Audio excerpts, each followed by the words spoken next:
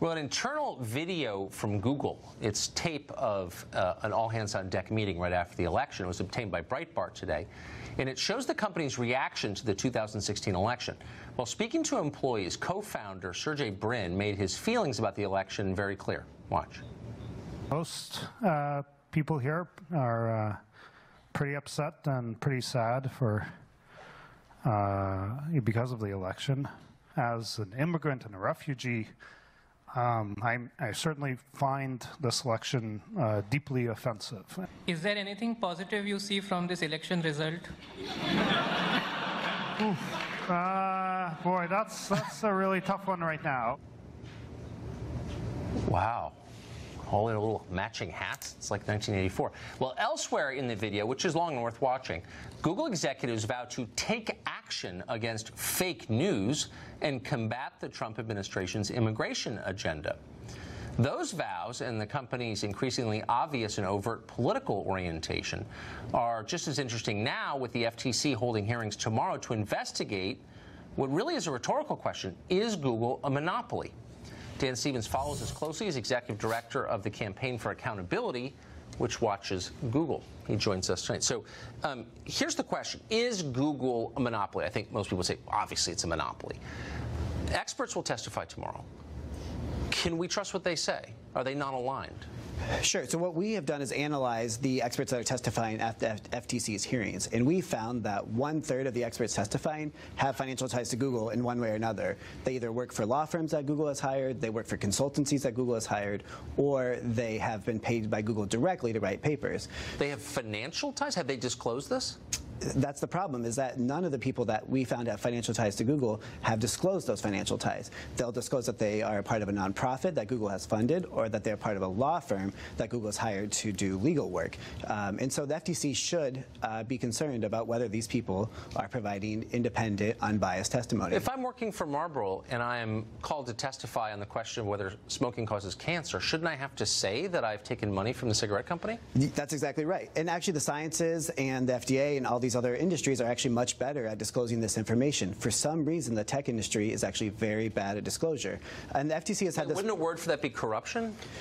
I mean, the rules aren't explicit. You know, you don't have to exactly disclose who you're working for, but the FTC maybe should look into adopting rules that requires all of its people that are. So this raises, I think, a really interesting question that's been bothering me for over a year as we've been doing this story again and again. Why is nobody else talking about this? I think that's a really good question. Could it be that a lot of people in Washington have been paid off? I'm starting to think that. Sure. So we've been digging into Google for years. And, you know, during the Obama administration, Google had a meeting in the White House once a week. Google has hired 250 former employees of the Obama administration to work for the company. 250? 250. So, yeah, they have huge and obvious ties to politicians all around town. That's certainly a big problem with why nobody wants to look into them. There are state attorneys general who are starting to look into Google, but it's been harder to get traction here in D.C. So they have so many employees, and yet none of them will come on our show. I mean, you'd think they would have articulate employees who could tell the truth and come on, right? Right. But they have enough of them. They won't even go before Congress either, right? Congress had a hearing with the tech companies last week. Facebook was there, Twitter was there, Google wasn't there. I mean, I think that the problem is that they can't defend their behavior. Members of Congress were there ready to ask them tough questions. Google didn't provide anybody to show up to answer the tough questions. So they're working on behalf of the fascist Chinese government, sending propaganda to its people to keep them under the control of the government, but we shouldn't worry about the fact that they have a chokehold on all human information in English. Not a big deal. I mean, that's a lot you just said there, but I think, I think we should be worried. It's all true. I think we should be worried about the power and control that Google does have. Yes, I agree with that. Dan Stevens, thanks very much for coming on. Sure. Good to see you. Good to see you. 2 nights ago, we told you about an email that a senior Google employee named Eliana Murillo sent. In the email, she said that Google had made, quote, silent donations by assisting a left-wing advocacy group called Voto Latino in their campaign to bus voters to the polls in 2016 to help Hillary Clinton get elected. We talked to Google. They have not explained to us what a silent donation is. Instead, they simply denied making one. What is a silent donation, and would it violate campaign finance laws? Cleta Mitchell is a very well-known campaign finance expert, and she joins us tonight. So, Cleta, Google's position appears to be we didn't send any money in the direction of this group, Voto Latino. But would a donation have to be in the form of U.S. currency? Couldn't it be in the form of services? Absolutely. That's known as an in-kind donation.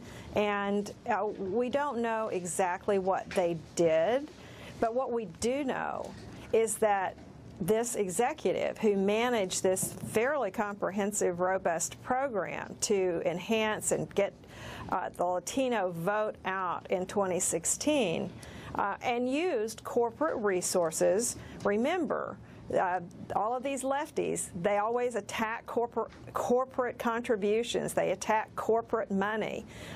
This woman was using her budget, her corporate money from Google to turn out Latino voters. And she specifically said in her, this was not just an email, this is a 4-page memo describing what she oversaw and all the various things they did in targeted states such as Nevada and Florida. So they're going into battleground states, and they're doing it with a 501c3 organization, which is prohibited by law from engaging in partisan campaign intervention. So there are multiple laws here that are implicated. We would just like to know what all they exactly did, but frankly, if they made a contribution knowing that it was for the purpose of influencing a federal election, well, that's an expenditure that is supposed to be reported.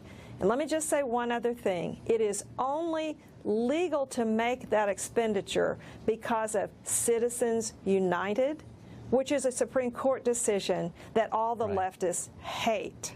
But it permits them to make the expenditure, but they are supposed to disclose it. And if they made a contribution to a 501c3 organization that was engaged in partisan campaign intervention, that organization has violated the Internal Revenue Code. Man, we're in irony town now. My favorite part of the whole memo, by the way, was her total surprise that Latino voters didn't do as they were told and vote exclusively for Hillary Clinton. It was the most patronizing thing I've ever seen in my life. It was disgusting. I had exactly the same reaction. Yeah, exactly. Like, what is that?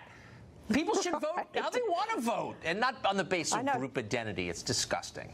Come on now. It is very disgusting. It is. Thank you, Cleta. Great to see you.